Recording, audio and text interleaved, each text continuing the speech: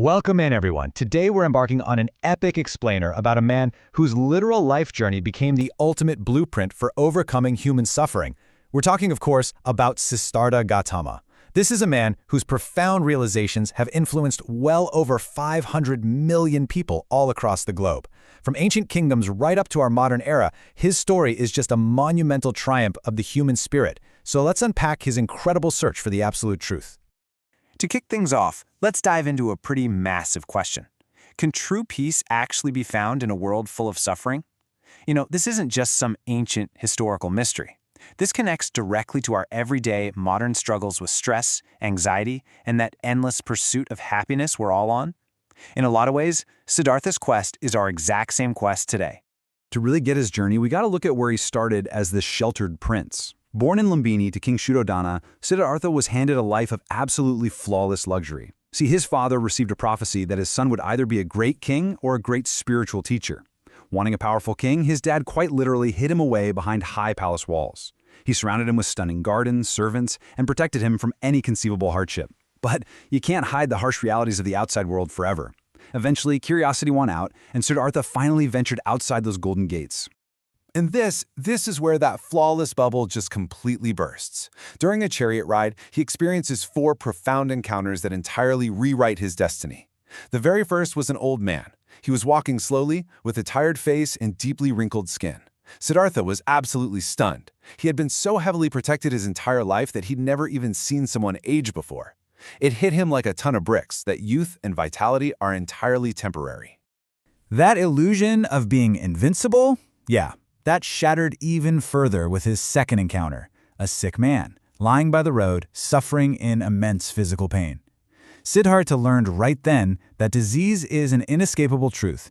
It was a brutal wake-up call that sickness can strike absolutely anyone, completely tearing away the illusion that wealth, comfort, or royal status can somehow magically protect you from physical decline. But the absolute deepest shock, that was still to come. His third encounter was a dead body, surrounded by crying, mourning people.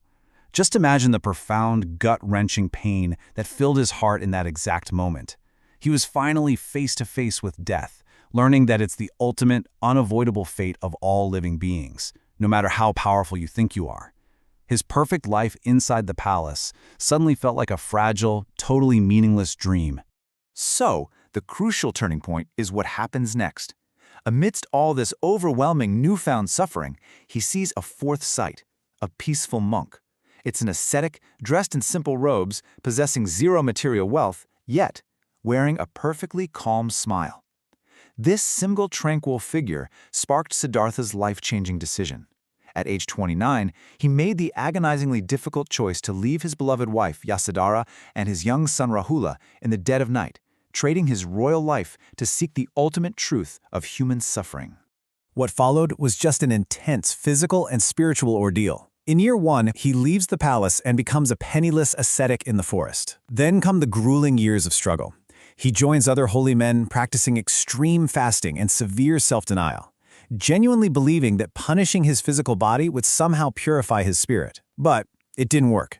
It only led to severe exhaustion. The absolute critical turning point hits when he literally collapses from weakness and is graciously saved by a woman named Sujata, who offers him a simple, life-saving bowl of nourishing milk rice. Now, what's genuinely fascinating about this is how that single bowl of milk rice from Sujata introduced a core concept that changed history forever: the middle path. He realized that extreme self-denial was honestly just as blinding as the extreme luxury he had back in the palace. The true key to inner peace, it's balance. It's a balanced way of living where you experience life fully, but without being fiercely attached to its fleeting pleasures or entirely destroyed by its inevitable pains. Armed with this total paradigm shift, he travels to Bodh Gaya, sits down under the famous Bodhi Tree, and makes a fierce, unwavering vow not to rise until he finds the truth. But of course, it wasn't going to be easy. He was attacked by Mara, the demon of temptation, who sent terrifying storms and beautiful illusions just to distract him from his mission.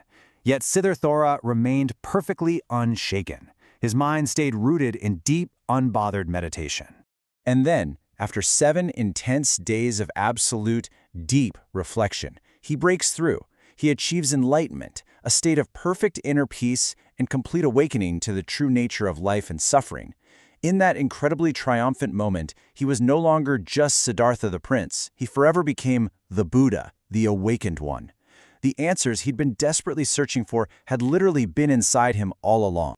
From this massive awakening came his foundational teaching. Let's unpack these four noble truths really neatly, because honestly, they apply so heavily to us today. First, suffering, or dukkha, exists. We all face physical pain, aging, and emotional struggles. Second, the root cause of this suffering is our own desire and attachment, our modern cravings for wealth, status, or very specific outcomes. Third, suffering can actually end simply by letting go of that attachment. And fourth, the practical way to achieve this freedom is through a framework called the Eightfold Path. Let's look at how this builds into that highly practical framework. The Eightfold Path is a complete, beautifully balanced guide.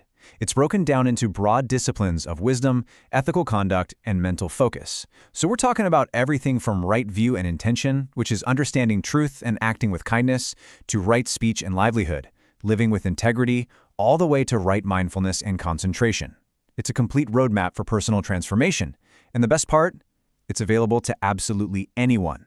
Because it was available to everyone, Buddha knew he couldn't just keep this to himself.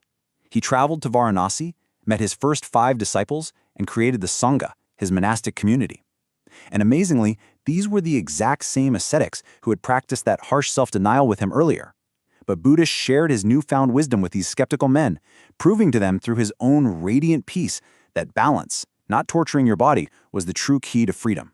But what truly cemented his legacy was his revolutionary, deeply non-judgmental nature. He welcomed absolutely everyone into his fold, from street beggars right up to powerful kings.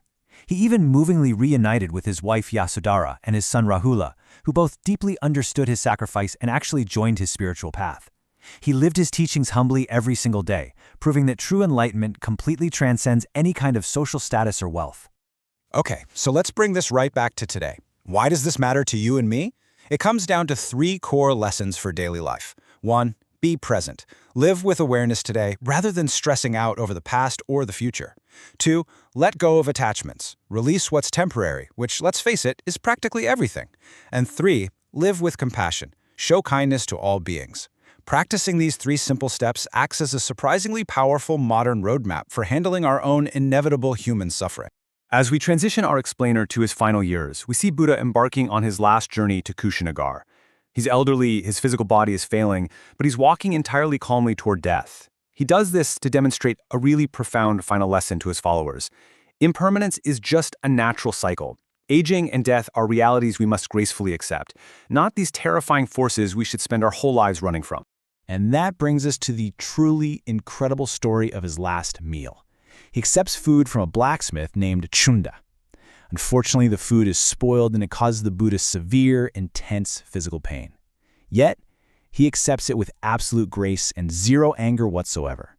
His mind remained perfectly peaceful and detached, proving to his disciples that while physical pain is an unavoidable fact of life, suffering in the mind is a choice.